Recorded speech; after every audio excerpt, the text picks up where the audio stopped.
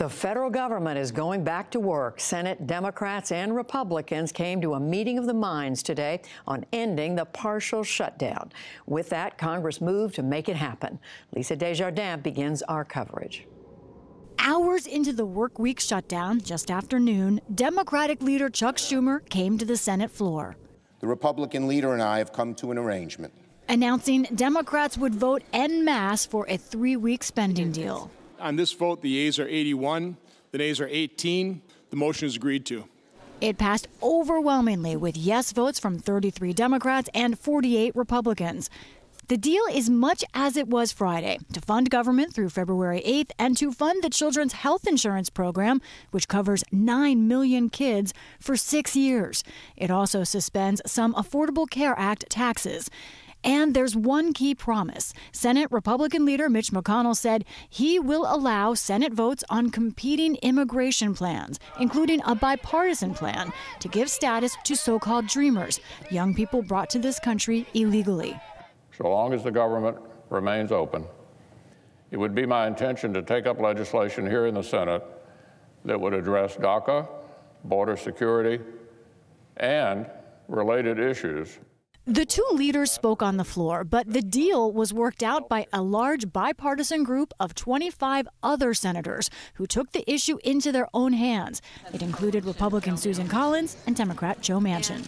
This has been a great experience in that every single person has been committed to getting to yes. Every person here had their say of how we can work together and really make the place work again for America. But Democrats recognize this is a bubble of bipartisanship after weeks of animosity. There's a lot of challenges here in terms of people trusting each other.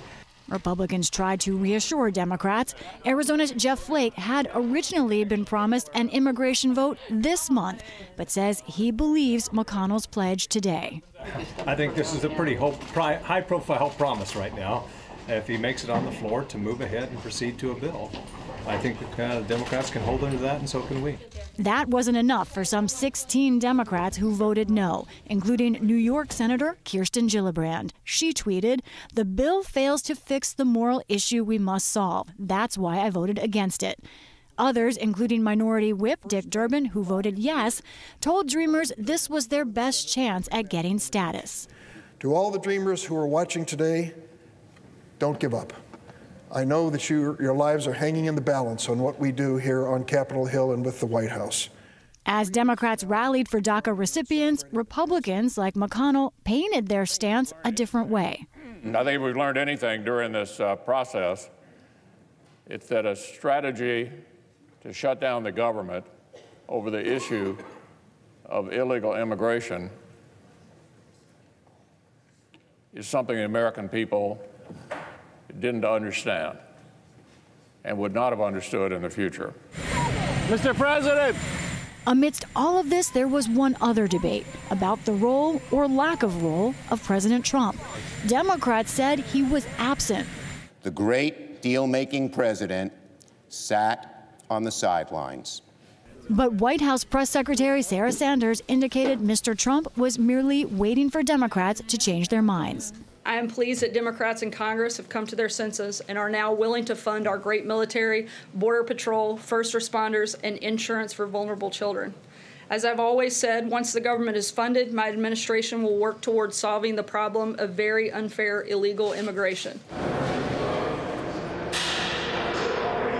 For the latest, along with our White House correspondent, Yamiche Alcindor. Thank you both. So, Lisa, on Friday, most of the Democrats were against this. Today, there were enough of them to make it pass. What changed?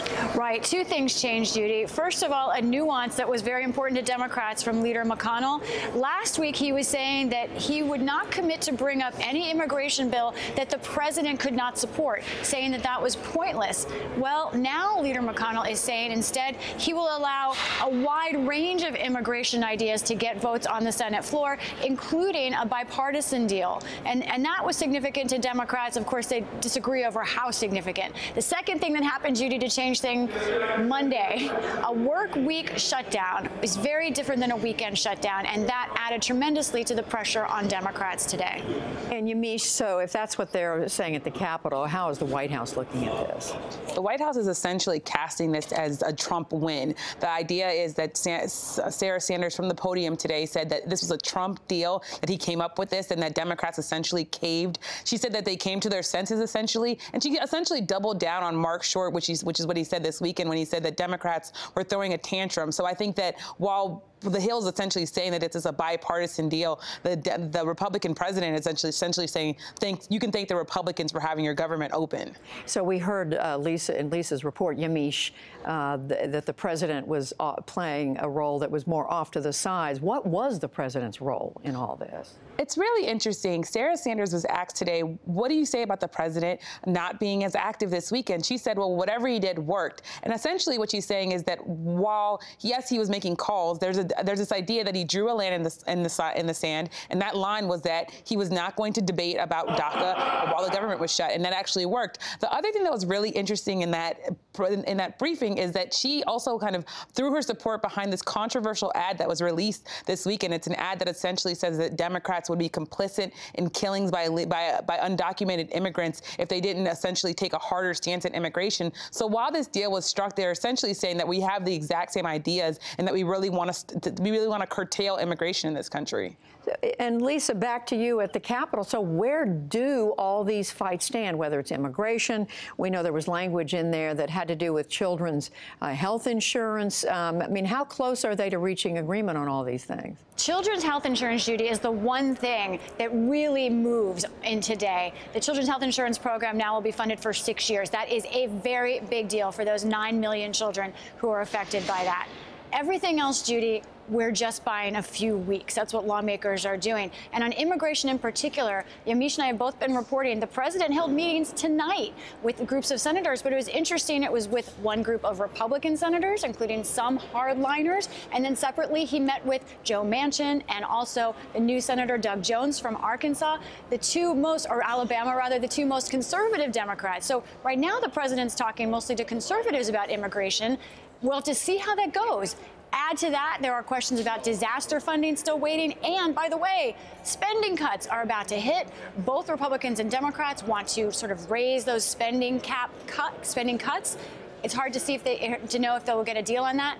Judy, I think in all of this may not be the only time we talk about possible shutdowns this year. There are many factors that are woven together. It's hard to say if those will help or will choke debate here at the Capitol. And after all, we're just talking about 3 weeks. Yamiche, this has been kind of an extraordinary spectacle we've been watching. Have we learned something about how our leaders operate in these circumstances? We've learned that essentially President Trump, while he has these people around him that have these really hardline views, he's going to really be the one leading the ship. Sarah Sanders pushed back very hard when people said, well, does Stephen Miller or John Kelly have veto power? She said no. And even though she was essentially saying he did step back a little and let things happen, she's essentially saying that Donald Trump is making the decisions here. And if it's the Donald Trump from the campaign, we know that he has some really hardline stances. And I should say I talked to some administration officials that say that they really have 4 things they want in immigration. They want to end chain migration. They want to end the visa lottery program.